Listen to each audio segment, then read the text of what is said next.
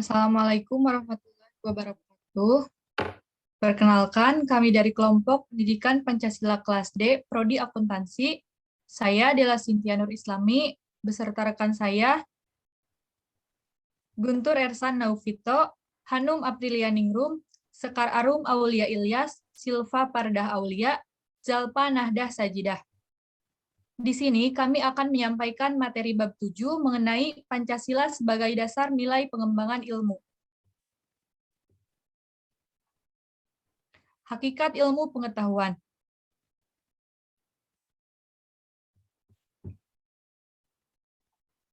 Pengertian ilmu pengetahuan dan teknologi. Pengertian ilmu.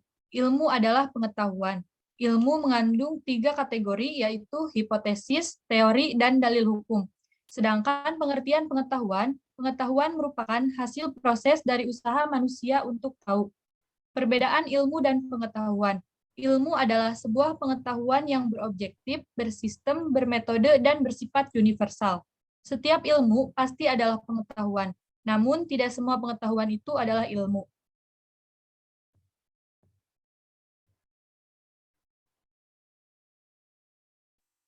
Perkembangan iptek. Yang pertama, zaman pra-Yunani kuno. Pada masa ini, manusia masih menggunakan batu sebagai peralatan. Yang kedua, zaman Yunani kuno. Yunani dianggap sebagai gudang ilmu dan filsafat. Mereka tidak mempercayai mitologi lagi, melainkan menyelidiki sesuatu secara kritis dan tidak menerima begitu saja. Yang ketiga, zaman abad pertengahan. Para ilmuwan pada masa ini hampir semua adalah para teolog, sehingga aktivitas ilmiah terkait dengan aktivitas keagamaan, semboyan yang berlaku bagi ilmu pada masa ini adalah ancilia deologia atau abdi agama.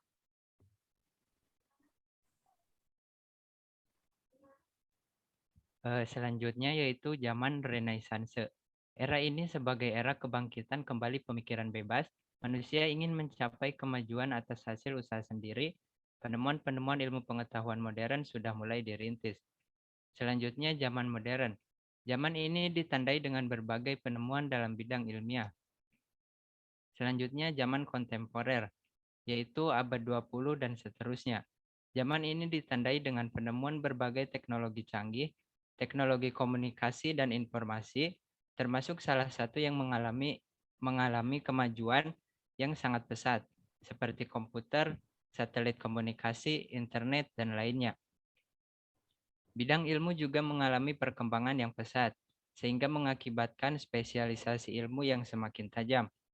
Perkembangan ini terjadi berawal dari dunia barat dan mengakhiri masa kegelapan The Dark Age.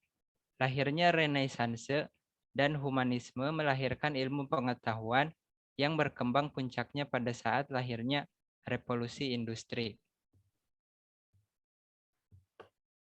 Selanjutnya, Pancasila sebagai dasar pengembangan ilmu pengetahuan dan teknologi.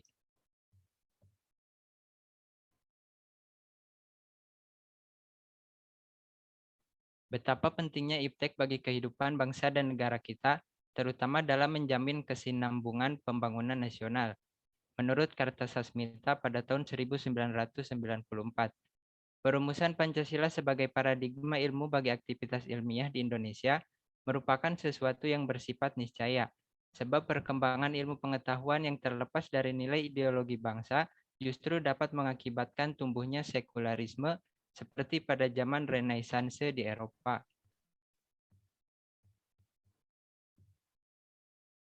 Yang selanjutnya, adapun nilai-nilai Pancasila sebagai pengembangan ilmu pengetahuan dan teknologi yang terkandung dari setiap sila-sila Pancasila diuraikan sebagai berikut. 1. Nilai ketuhanan sebagai dasar pengembangan ilmu. Sila pertama, ketuhanan yang Maha Esa. Iptek tidak hanya memikirkan apa yang ditemukan, dibuktikan, dan diciptakan, tetapi harus mempertimbangkan maksud dan akibatnya. Apakah merugikan manusia dan alam sekitar, serta harus diadakan pelestarian. B. Nilai kemanusiaan sebagai dasar pengembangan ilmu. Sila kedua, kemanusiaan yang adil dan beradab. Perkembangan iptek harus didasarkan dengan cara-cara yang beradab, berdasarkan pada hakikat tujuan dan demi kesejahteraan umat manusia. serta didasarkan untuk meningkatkan harkat dan martabat manusia. Nilai persatuan sebagai dasar pengembangan ilmu. Sila ketiga, Persatuan Indonesia. Perkembangan iptek hendaknya dapat menumbuhkan rasa nasionalisme, rasa kebesaran bangsa, serta rasa keluhuran bangsa sebagai bagian dari umat manusia di dunia. Yang D, nilai kerakyatan sebagai dasar pengembangan ilmu. Sila keempat, kerakyatan yang dipimpin oleh hikmat kebijaksanaan dalam permusyawaratan perwakilan.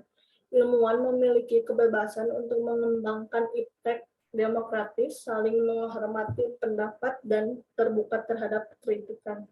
E, nilai keadilan sebagai dasar pengembangan ilmu. Sila kelima, keadilan sosial bagi seluruh rakyat Indonesia. Pengembangan iptek dalam menjaga keseimbangan keadilan dalam kehidupan kemanusiaan. Urgensi kedudukan Pancasila sebagai dasar pengembangan iptek. Urgensi Pancasila sebagai dasar nilai pengembangan ilmu. Bahwa iptek tidak bertentangan dengan nilai-nilai yang terkandung dalam Pancasila, bahwa ilmu pengetahuan dan teknologi berkembang secara otonom, kemudian dalam menjalankannya dilakukan adaptasi dengan nilai-nilai Pancasila. B, bahwa setiap ilmu, pengetahuan, dan teknologi yang dikembangkan di Indonesia harus menyertai nilai-nilai Pancasila. C, bahwa nilai-nilai Pancasila berperan sebagai rambu normatif bagi pengembangan iptek, mengasumsikan bahwa ada rule of the game yang harus disepakati para ilmuwan sebelum ilmu itu dikembangkan. Yang D, menempatkan bahwa setiap pengembangan iptek harus berakar dari budaya dan ideologi bangsa Indonesia dan memandang bahwa Pancasila bukan hanya sebagai dasar nilai pengembangan ilmu, tapi sudah menjadi paradigma ilmu yang berkembang di Indonesia. 2. Alasan diperlukannya Pancasila sebagai dasar nilai pengembangan ilmu. Pentingnya Pancasila sebagai dasar pengembangan ilmu dapat ditelusuri ke dalam hal-hal berikut. 1. Kemajuan iptek menimbulkan perubahan. Hal ini membutuhkan renungan agar bangsa Indonesia tidak terjerumus ke dalam penentuan keputusan nilai yang tidak sesuai dengan kepribadian bangsa. Yang kedua, diperlukannya tuntutan moral agar para ilmuwan dalam pengembangan iptek. Yang ketiga, untuk menyaring dan menangkal pengaruh nilai-nilai global yang tidak sesuai dengan nilai-nilai kepribadian bangsa Indonesia. 4. Kerusakan lingkungan yang ditimbulkan oleh adanya iptek mengakibatkan generasi yang akan datang menerima resiko rawan bencana. 5. Penggunaan benda-benda teknologi yang menggantikan peran nilai-nilai luhur. Yang keenam, gaya hidup global menggantikan nilai-nilai kearifan lokal.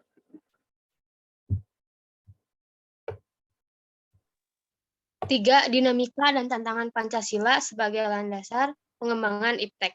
Yang pertama, kapitalisme yang sebagai menguasai perekonomian dunia termasuk Indonesia.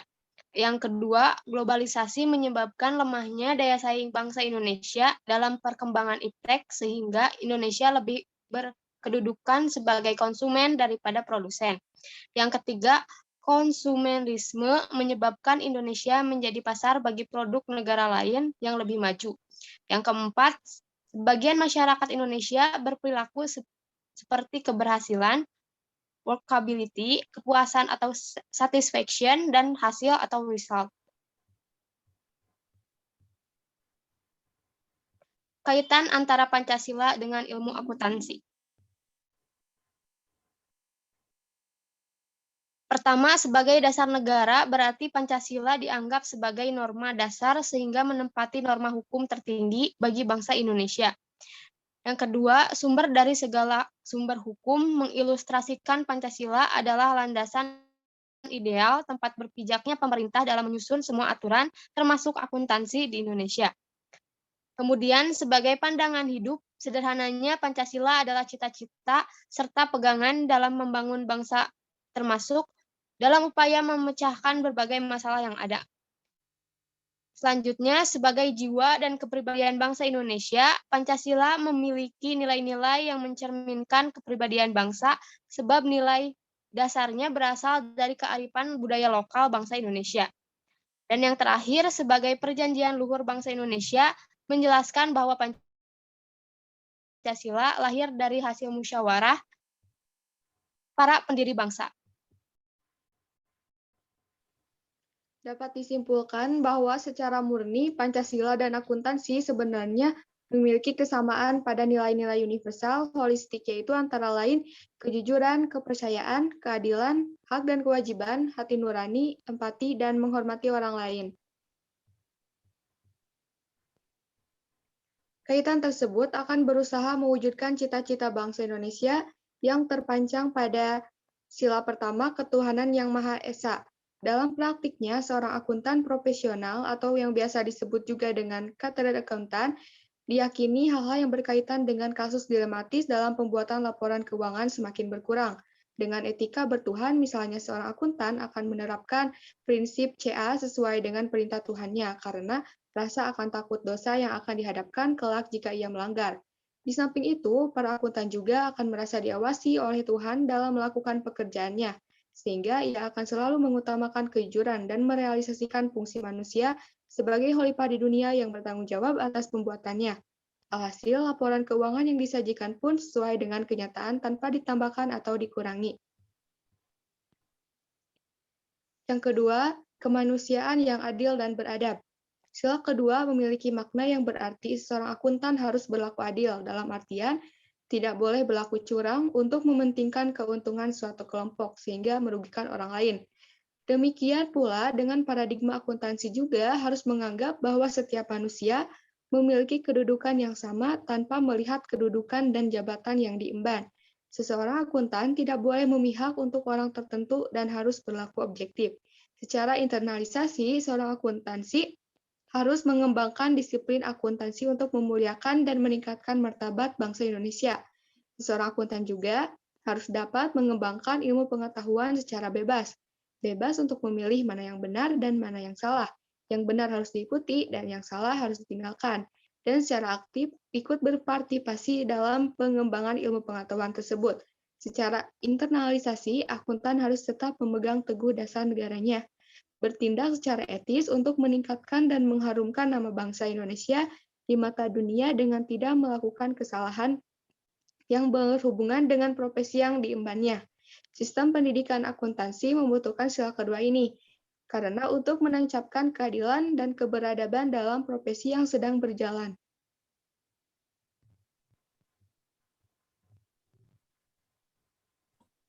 Yang ketiga, Persatuan Indonesia. Pada sila ketiga, penerapan semangat persatuan dan persaudaraan yang dimiliki oleh seorang akuntan tentu sangat dibutuhkan untuk merekatkan hubungan antar komponen perusahaan atau aktivitas ekonomi. Melalui semangat persaudaraan, maka kesejahteraan ekonomi bangsa dan negara akan terwujud. Yang keempat, kerakatan yang dipimpin oleh hikmat kebijaksanaan dalam permusyawaratan perwakilan. Pancasila pada sila keempat yaitu pengambilan keputusan. Pada tugasnya, seorang akuntan tidak dapat memutuskan sebuah keputusan sepihak, tetapi perlu adanya musyawarah agar keputusan tidak hanya terfokuskan pada tujuan kepentingan perusahaan besar, tetapi juga pada perusahaan-perusahaan menengah sampai ke usaha kecil. Hal ini dilakukan karena profesi akuntan sebagai pihak netral dan tidak memihak dalam memberikan informasi mengenai laporan untuk usaha apapun.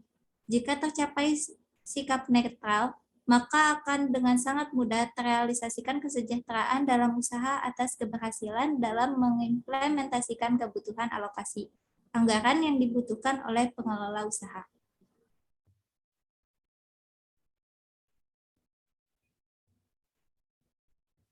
Yang kelima, keadilan sosial bagi seluruh rakyat Indonesia. Sila kelima memiliki makna bahwa seorang akuntan harus turut serta dalam menyejahterakan rakyat melalui profesinya, yaitu dengan bersikap jujur dalam bekerja.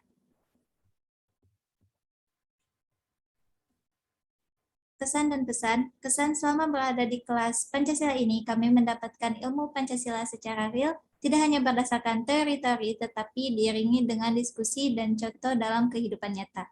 penyampaiannya ringan dan mudah dimengerti. Pesan, kami berharap mata kuliah pendidikan Pancasila yang Bapak ajarkan mampu memberikan pemahaman secara menyeluruh yang nantinya akan diterapkan dalam kehidupan agar selaras dengan cita-cita bangsa Indonesia, dan terus semangat dalam membagikan ilmu-ilmu yang bermanfaat melalui konten-konten ilmiah.